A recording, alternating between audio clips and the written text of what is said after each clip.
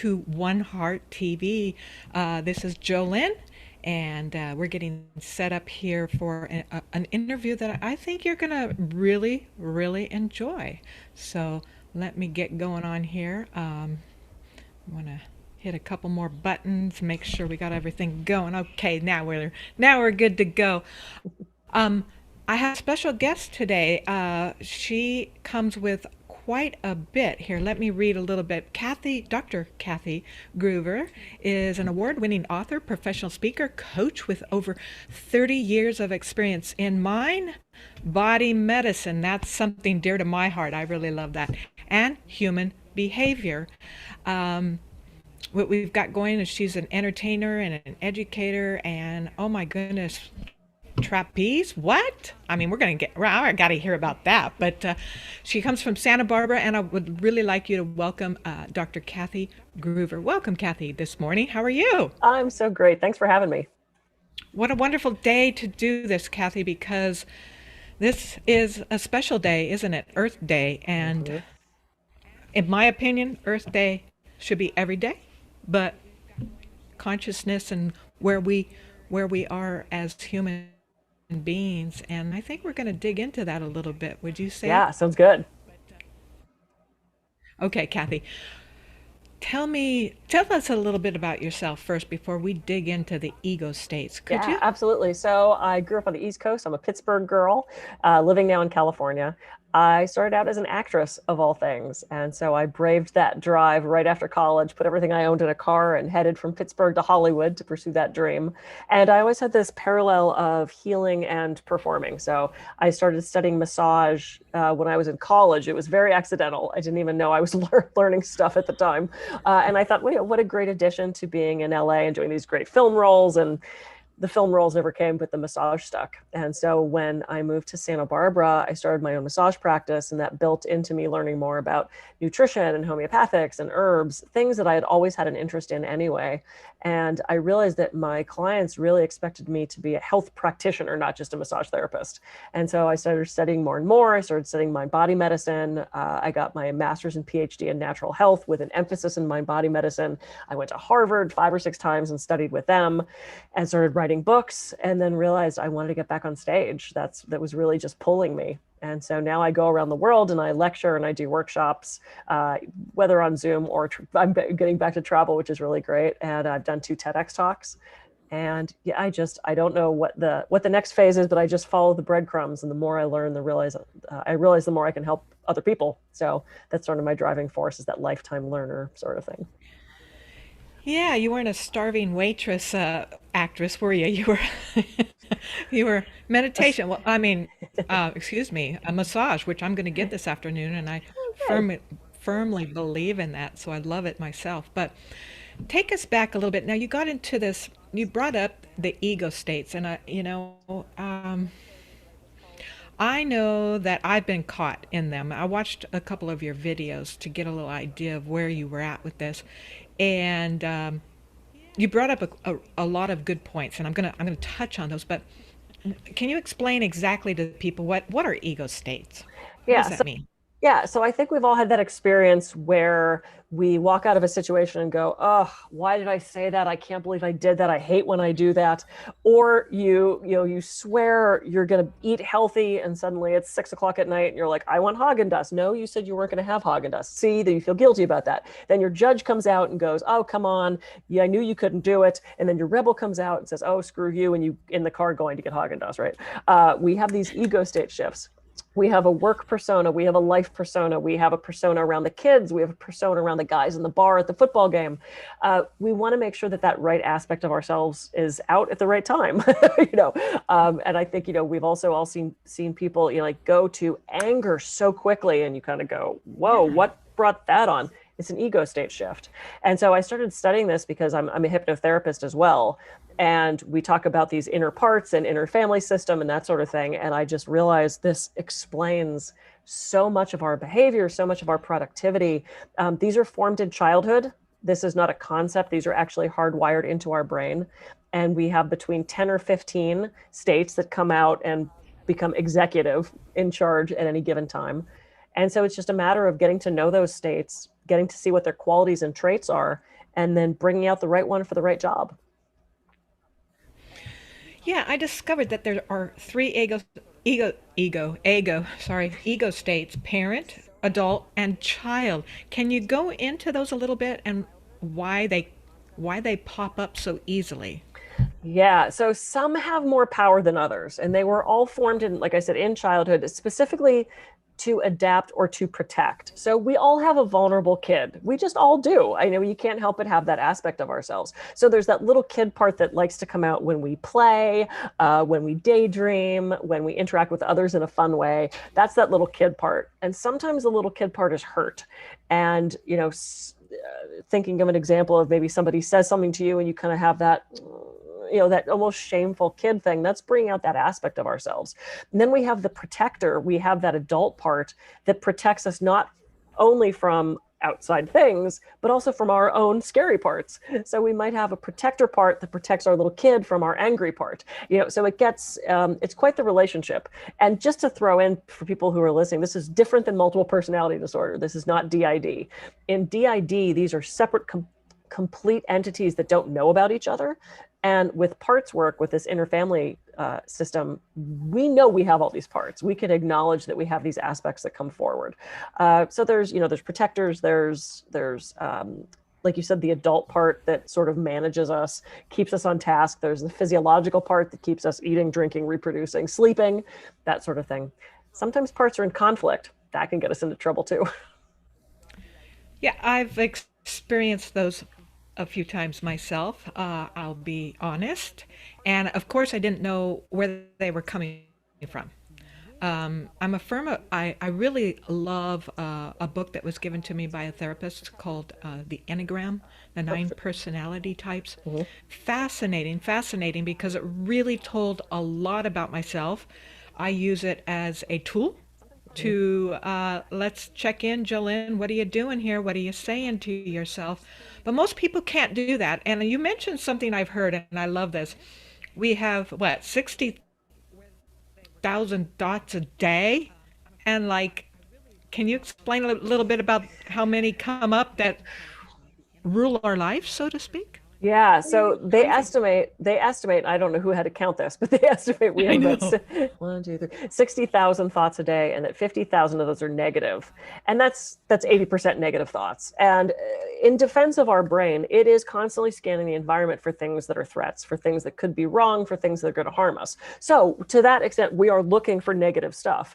The problem is the way our brain is wired. If you're thinking a thought, it connects two parts of the brain. And then when you stop thinking that thought, the connection fades, but there's this little trail of dust left. I kind of picture it like the Milky Way. But the more we think that theme of thoughts, the stronger that connection gets until it finally just hardwires. It's neuroplasticity. And up until a little bit ago, we didn't think we could do that. We thought we were hardwired and done by the time we hit 23 or 24. We can change our brain. But if you have these negative themes that are hardwired, it's really hard to get out of that thinking and change that. It's like if you've ever been snowshoeing and the first person is trudging through this 15-foot snow, trying to get through, the last person's like, la, la, la, la, la. It's easy because the pathway's formed. But if you try to break out of that, it's hard and you really have to work on that. That's where I like things like shifting into a different ego state or doing other cognitive things like affirmations, visualization, mindfulness meditation, that kind of stuff helps shift our brain. And we have, some negative personalities more than others. So there's a lot that goes into that. Well, Kathy, today we seem to be in the fright or flight mode because of everything that's going on. And it's a scary time. That keeps us in constant, I'll say, stress Mm-hmm. level. That can't be good. That cannot be good with No. the hormones that are being constantly fight or flight. Am I saying that right? Yeah. Yeah. Yeah. And so, if it's turned on all the time, what is that doing to our bodies? I mean, Yeah. crazy stuff It's, out there. Go ahead. well, I was going to say, it's so Well, bad for our, especially our immune system, it looks. oh, exactly. Well, and that's what I was going to say is, that fight or flight, that is meant to be a short-lived dynamic stressor. A bear jumps out, we go, ah, and we have that moment. Or, we're walking through the backyard and we think it's a snake and it's a hose. We've all done that. It's like, and we realize we don't have anything to be afraid of. And That's true. That's that'll true. happen. We'll get that rush of chemicals, and then everything returns back to normal and we sleep. Well, that's not what we're using our fight or flight response for now. It's those what ifs in the future. It's the thoughts from the past that we're dragging forward. So it's no longer this actual physical threat that needs this chemical reaction. It's, what does my boss want on Monday? What if I get sick? What if the vaccine doesn't work? What if my mother-in-law moves in? What if I don't get that job? What if she leaves? It's those things. We're creating so much stress in our own minds. And I do a lot of work with Eckhart Tolle, a lot of studying of his work. And he says, it's not the situation that makes us unhappy and causes stress. It's our dialogue around that is actually causing the stress. It's our narrative. Here? It's our narrative. In here. Yep. That we keep replaying over and over, those 50,000 negative thoughts or whatever they are. Yeah. Yes. I like that. I love Eckhart Tolle too. I love the pain body when he talks about that. And you brought up trauma. I want to take a little peek on that. Trauma to me is a big one, and I don't think people really understand that when you were traumatized early, how it affects you in your adult, even at my age now, Yeah. and I'm in my 60s. So what do you say about that? Trauma and the ego states, and Yeah. where's that play in? That's a great point. So if you had big T trauma, like, serious abuse and things like that, you have maybe a vulnerable kid that is really scared. And maybe that develops into an eating disorder. Maybe that develops into anger patterns. Even with a little T trauma, you can't escape life without at some level feeling traumatized. Maybe it's you got lost in the mall, or your mom dropped you off at kindergarten, or you weren't allowed to have that toy. I mean, as silly as that sounds, there's still, as a little kid, that could be terrifying, so there still might be that abandonment thing that goes on there. So we can't ignore the little T trauma too. And that's how our ego states are formed. My mom died when I was young. She got sick when I was 12 or 13. She died when I was 18. So there's a part of my ego states that is that, oh no, everyone's just going to leave. They're going to go, and I've had to really nurture that part and use other parts of me. The same thing I would if a little kid ran up to me at the mall and said, I lost my mommy, I can't find her. The same part of me that's going to nurture that external child is the same part of me that can nurture myself. And that's how these ego states work. They're either in conflict or they're supporting each other, or they get too big and they have a job that they're doing too much of. So one of my ego states is my Capricorn. She's a manager. She's a controller. She's great. She's gotten me to do that huge bio that you read. She's also a workaholic. She's very judgy. She's not good at relaxing. And she not only helps me achieve things, she also keeps me from feeling stuff. Because if I'm busy, go, I don't have to feel things. I don't have to be vulnerable. Sure. The more I accomplish, the more I'm liked. These are old patterns that my Capricorn still thinks are real. She thinks I'm still 10 or 15. So the other parts of me have had to come in and go, it's great to accomplish stuff. Yes, we have to get things done. Yes, let's work through the to-do list. And let's go play. Let's have fun with the boyfriend. Let's take a break. Let's take a nap. Let's lay in the hammock. So it's that balance point between those ego states. Okay, so you must work with people, and how does hypnosis work into this? Is that used within? Because the thing is, I remember when I had some major trauma 14 years ago. I had a lot of loss. Relationship ended. It was a lot of loss, and I was reacting. And a friend of mine said, "Be proactive, not reactive." I remember that stuck, but it wasn't something I knew how to control or grab onto. What do you do in those situations? How do you help using hypnosis if there is such a thing? Yeah. So hypnosis is great with ego states. It's called parts work, and it's really great. So let's say that my Capricorn is getting completely out of control and she's doing jobs that she doesn't need to be doing. Like she's just taken over everything. I don't get to relax. I don't get to sleep, all that stuff. we look for the other ego state that would like to take over some of those things. Maybe my biological ego state that would like to rest in the middle of the night and not go through the to-do list at 3 o'clock in the morning, right? You can actually negotiate between those two ego states. And that's something that's really well done in hypnosis. Literally bringing in that one, having a conversation. It's very Gestalt therapy. But that's a great place for hypnosis. Or you go in and you talk to that little scared kid ego state in hypnosis and find out what they need. Do they just need a hug? Do they need to be reassured? Basically doing inner child work. Hypnosis is fabulous for that. It's also good, just outside of the ego state stuff for pain control and fears and phobias and smoking and, all that kind of stuff. But yeah, I've used ego state or hypnosis a lot with the ego state work. And it's a beautiful combination. You don't have to do it in hypnosis. I've actually negotiated states not in hypnosis, but it does help. It helps you get to those deeper places, especially if you're not aware of what their needs are. Yeah, I'm picturing these ego states just all of a sudden erupting like a volcano at work, Mm-hmm. or definitely in Yep. relationships, Mm-hmm. friendships. Sure. Um, and I noticed you brought on the fact of meditation, which I really love. Mm-hmm. That's not easy for you, and I think I can say that my mind is constantly 100% going, going, going. Hard for me to turn her off. Mm-hmm. Meditation. Um, what do you use? What do Yeah. you use, So I Kathy? was Do gonna. you use anything special? Wine is really good. No, I'm kidding. Uh, I had a wine. Yeah. All right. Don't get me started there, girl. All right. wine is not for Wine or everybody. is that wine or wine? Oh, yes, exactly. So that's a really great point. So to bring that into the ego state concept, we get to choose what ego state we put on when we're in a place of self. And Hmm. self is this neutral place that is curious, that is compassionate, that is courageous. All there's 8 C words that go along with what the self is. When we're in self, we get to pick who we want for the job. So it's like sitting in a business meeting and going, okay, Bob, you're going to make the copies. Carol, you're going to go do the sales calls.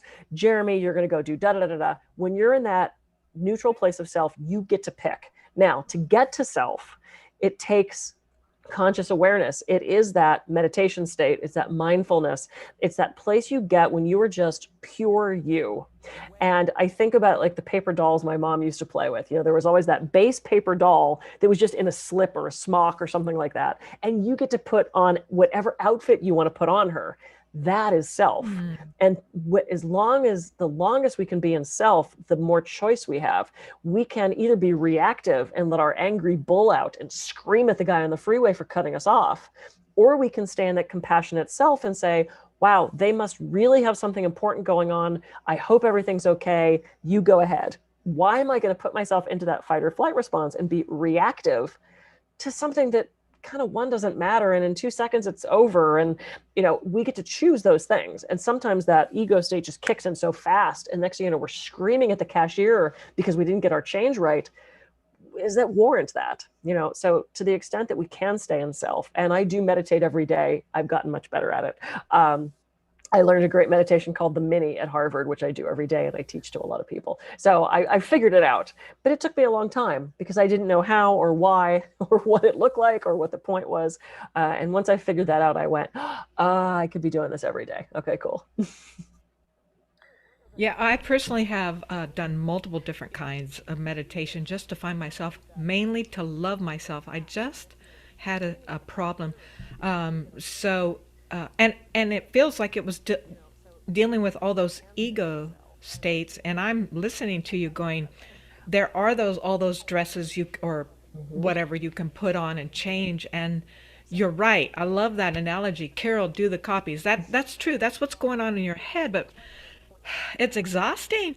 It can be exhausting sometimes. So, That's a great point. It's not exhausting if you know what the ego states are and what they do. And that's oh, really the start of how to work with them. Sit down in a quiet time, give yourself a half an hour and just write out what those ego states are. I have my Capricorn, I have my playful kid, I have my impatient one, which might be my Capricorn. I have my biology one, I have my adventure seeker, I have my quiet alone one. I have, if you know what those are, it would be like walking into a company, walking into that boardroom and telling the CEO to make copies and the receptionist to go fix the computers. That's not their job. So unless you know the roles that these states play, and you can shift ego states by using music, by a certain outfit, it was weird for me to go from speaker Kathy on stage to speaker Kathy sitting here on Zoom. Because one of the things that put me in that speaker state was the dress, the heels, being in front of an audience. That was a tough transition to make, sitting in my living room in yoga pants and slippers. So I had to find another way to trigger me to get into that presentation mode sort of thing. It took me a while, but I figured it out. So once you know those states, you know how to call them up, you know what their job is. You have so much more control over that, and it's not as exhausting. But that was a good point. Is there a way that you can give an example, maybe a story of how you worked with someone, just to give an idea of, maybe what you do for people, and because I want them to find you after this, and I'm going to put all your information in the YouTube Perfect. link. But yeah, do you have anything regarding Yeah, a I'm trying to think. situation, I'm trying to think or of a maybe good. even a workplace? Yeah. Um, yes. So I had a client I was doing some coaching with, and she wanted to control everything.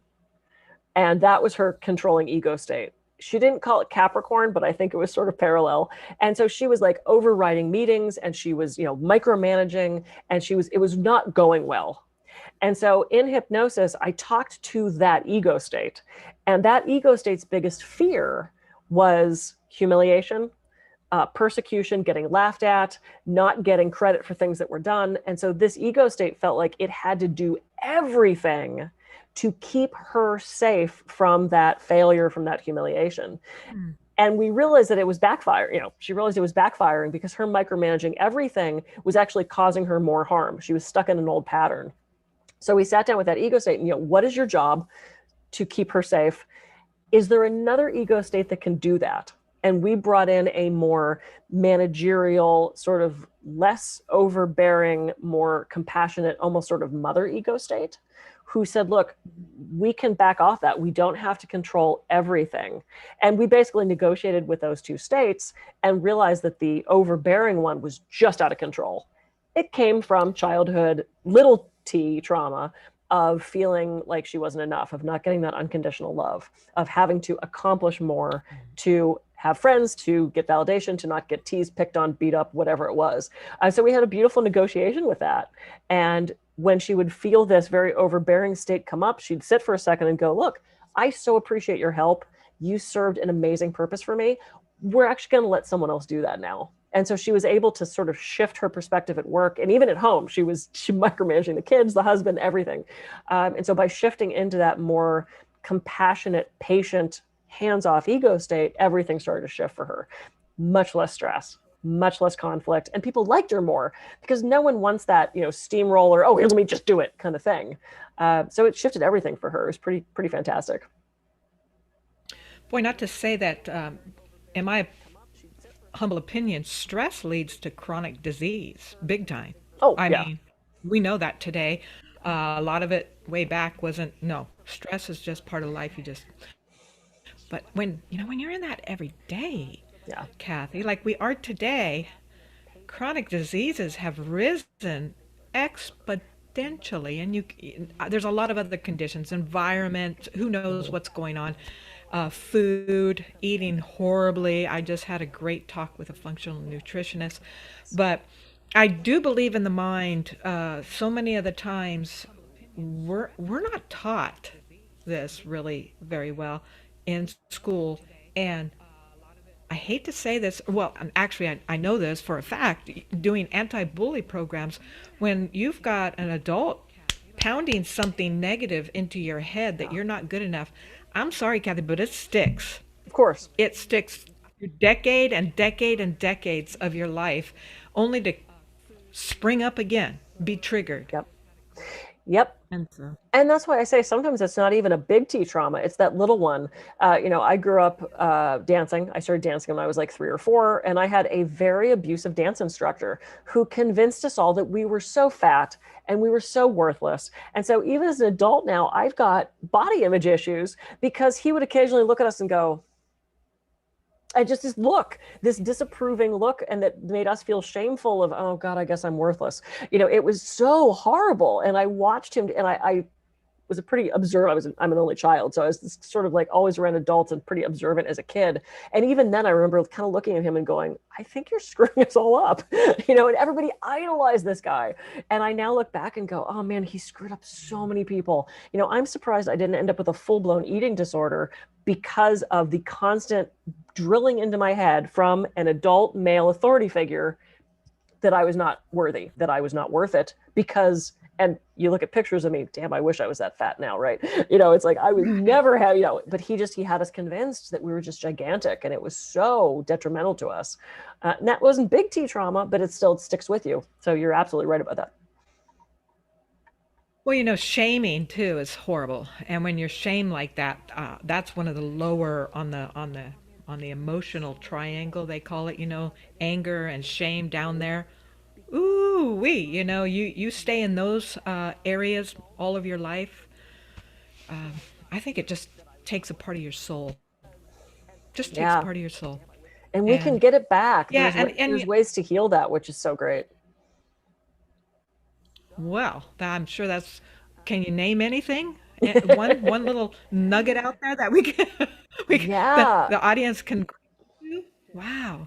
absolutely. I mean, it is about doing that inner child work, and there's some hypnosis is great with that too. It's about healing and comforting that inner child and letting them know that they are enough. And, we all deserve unconditional love when we're kids, and our parents do the best they can with the toolbox they have. If all you have is a screwdriver, it's hard to hammer a nail in. So I think for the most part, given taking out any extremes of the situation, parents are doing the best they can. There's no manual, there's no handbook. Um, and it affects us. So now it's about us as the adult. We can parent our own inner child, and it sounds so like bumper sticker woo woo kind of thing, but you can do it. We can show ourselves that unconditional love. We can up that self-worth. We can start to get rid of that shame. We don't have to carry that around anymore. And those voices that we hear in our head that tell us we're not good enough, we're too heavy, is that coming from us, or is that coming from outside of us? Are we still replaying that record from that dance instructor from the 70s? How do we shift that thinking? How do we shut that voice down and replace it with something else? And we do that through self-love, through affirmations, through inner child work, hypnosis, meditation. There's so many different ways that we can tap into that and help heal that little broken part of ourselves so that we can be whole again. Beautiful. Beautiful. I really think, Kathy, between us, there's got to be a class mandated in schools for this. I would love that. Mandated. I have not Maybe done. more so over some of the math classes, to be I, honest. I was just gonna say I have not done geometry at all today. But I did have to communicate. I did have to be in relationship. I did have to love myself. I did have to get out of Right. bed and function as an adult. Yes. So yeah, I would, being that I was a theater major and did not like math, I would definitely opt for the communication and no shame class over the geometry. Right, right, right. Before I end this, gosh, this has been great, great, great information. I love this and how you explain the ego states, because I think people sometimes don't know there's a running tape. I don't think they even are conscious of it, maybe because they've gotten caught in the addictions of, well, there's so many Yeah. work and gambling and drinking and drugs and who knows what, Mm-hmm. but just afraid of healing and loving that part. Yeah. And I think Eckhart Tolle had a good one. When that awful talk box comes through, and it does on me when I shame myself in the moment of, oh, how could you be so stupid? A real simple one, but it happens Mm-hmm. quite frequently. I'm learning to catch myself with, is that really so? I think Yeah. that was an Eckhart Tolle, wasn't it? Oh, Is that really true? is yeah. I said also Catch it in the moment. yep. What do I know to be true? And just What because, do and I it's know? so interesting, just because we make a bad decision, the decision could be bad. We're not bad. We could maybe not like a choice we Ah, made, but we still love ourselves. So it's like it's separating that outside thing out of our own being. And I think that's important too. yeah. Notice it, and then maybe next time you won't make that choice to be that way. You have another Exactly. opportunity. That's what's great about life. You wake up the next day. You wake up the next day. All right. Tell me just a little bit about the trapeze. I have a story. I have a quick story. I tried that on a vacation. Mm-hmm. And I thought, oh, yeah, that looks fun. I was sore from that one day in muscles I had never used in the tummy and the arms. I could barely get up out of bed. Mm-hmm. The upper body strength is not to be, you got to keep it up for that kind. Yeah. But I see it in Santa Barbara. I Mm-hmm. think there was something right on the freeway there. Are you part of that? Yeah. What's going So, yeah. on? Trapeze? So I've been doing trapeze for about 8 years. I thought it would be a one-time check it off the list. I did it thing, and then I became totally addicted. So yeah, it's been 8 years. We have a rig. I say we. It's not mine, but there's a rig now in Santa Barbara. It's at Earl Warren. Possibility that it may or Right. may be moving to a park soon, but that's where we are right now, right off the freeway. I fly 2 or 3 times a week. I'm working on double somersaults, which is terrifying, but very exciting because I thought I was too old to do that crap, and now I'm doing it. So that's pretty cool. So I'm proud of myself for that.